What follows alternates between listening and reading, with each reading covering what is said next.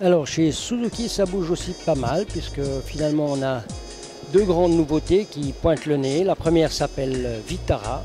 Alors c'est une nouvelle mouture d'un véhicule qui est déjà plutôt ancien dans la famille Suzuki et qui bénéficie ma foi d'un nouveau reconditionnement qui est plutôt réussi. Il y a des lignes du souple, il y a des lignes agréables, il y a des lignes rondes. L'ensemble est plus citadin, plus civilisé, moins carré qu'il n'était avant. Bon, ce Vitara, on va le trouver comment? Eh ben, on va le trouver comme d'habitude, et surtout pour la Suisse, c'est toujours très important, en 2 ou en 4 roues motrices. Il va bénéficier de deux versions essence de 1,6 litre de 120 chevaux. Et puis, il aura choix des boîtes mécaniques à 5 vitesses ou des boîtes automatiques à 6 rapports, nouvelles d'ailleurs. Et puis, il est prévu pour arriver en Suisse au printemps 2015. Donc, qu'est-ce qu'on peut encore en dire pour le moment? Il a subi un vrai lifting, intérieur, extérieur et mécanique.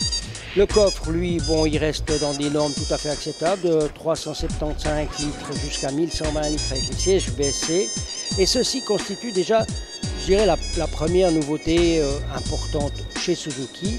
La deuxième s'appelle Celerio. Alors la Celerio va se placer un peu entre l'Alto Plus et le Splash. Le Splash qui semblerait va disparaître ou va rester, on ne sait pas encore vraiment, ni l'Alto d'ailleurs. Et puis cette Celerio, eh ben, on va vous en parler quand on sera tout près de la voiture.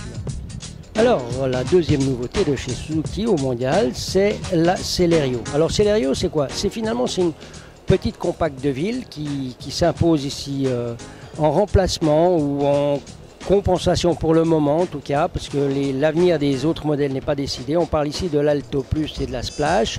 Alors cette Celerio, qu'est-ce qu'elle présente un peu de particulier? D'abord une petite forme bien compacte, et puis elle va bénéficier d'une nouvelle motorisation d'origine Suzuki, qui est un 1 litre 3 cylindres qui développe 68 chevaux, avec deux versions différentes. La première qui aura 99 grammes de CO2 au kilomètre, et la deuxième qui développera elle que 84 grammes de CO2 au kilomètre.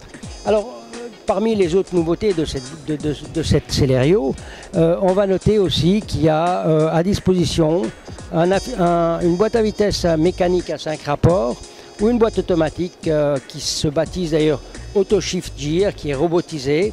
On connaît déjà les boîtes robotisées chez d'autres constructeurs avec plus ou moins de succès.